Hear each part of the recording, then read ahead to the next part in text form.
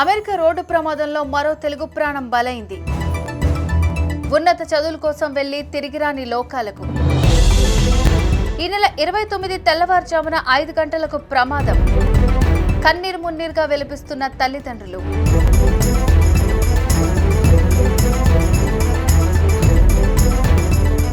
అమెరికాలో జరిగిన రోడ్డు ప్రమాదంలో నగరంలోని ఖైరతాబాద్కి చెందిన మహమ్మద్ వాజిద్ దుర్మరణం చెందాడు. కుటుంబ సభ్యుల కథనం ప్రకారం ఖైరతాబాద్ ఎంఎస్ ముక్తాలో నివసించే మహమ్మద్ అజీజ్ జలమండలి ఉద్యోగి. ఆయన రెండో కుమారుడు మహమ్మద్ వాజిద్ 28 సంవత్సరాలు. 2021లో ఎంఎస్ చేసేందుకు అమెరికాలోని చికాగోకు వెళ్లాడు. వాజిద్ తమ్ముడు మహమ్మద్ మజీద్ కూడా అక్కడే ఎంఎస్ చేస్తున్నాడు. బుధవారం తెల్లవారుజామున 5 గంటలకు మాజిద్ అనారోగ్యం బారిన పట్టడంతో మందులు తీసుకొచ్చేందుకు వాజిద్ కారులో బయటకు వెళ్లాడు. ఆ సమయంలో కారును ట్రక్కు ఢీకొనడంతో అక్కడికక్కడే మృతి చెందాడు.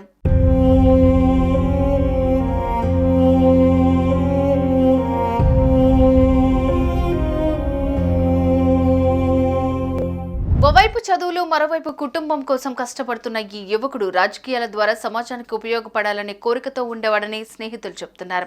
ఇన్నాళ్లు తమకు అన్ని విధాలుగా అండదండలుగా ఉన్న వ్యక్తి దూరం అయ్యేసరికి తీవ్రంగా దుఃఖిస్తున్నారు. భారత కాలమానం ప్రకారం బుధవారం ఉదయం తెల్లవారుజామున 5 గంటలకు చికాగోలో ఈ ప్రమాదం జరిగినట్లు కుటుంబ సభ్యులకు సమాచారం అందింది. కుమారుడి మరణ వార్త తెలియడంతో కన్నీరు మున్నీరుగా వెలిపిస్తున్నారు.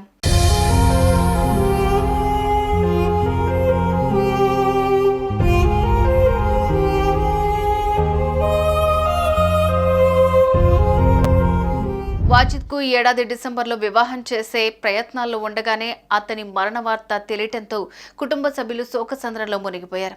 తల్లిదండ్రులను అమెరికా రావాలంటూ వాజిద్ వారం రోజుల క్రితం వీసా కూడా పంపించినట్టు సమాచారం. వారు 2-3 రోజుల్లో వెళ్లేందుకు సిద్ధమవుతూ ఉండగానే కుమారుడి మరణ వార్త తెలియటంతో కన్నీరు మున్నీరుగా వెలిపిస్తున్నారు. యువకుడి మృతదేహాన్ని స్వదేశానికి తీసుకువచ్చేందుకు ప్రయత్నిస్తున్నారు.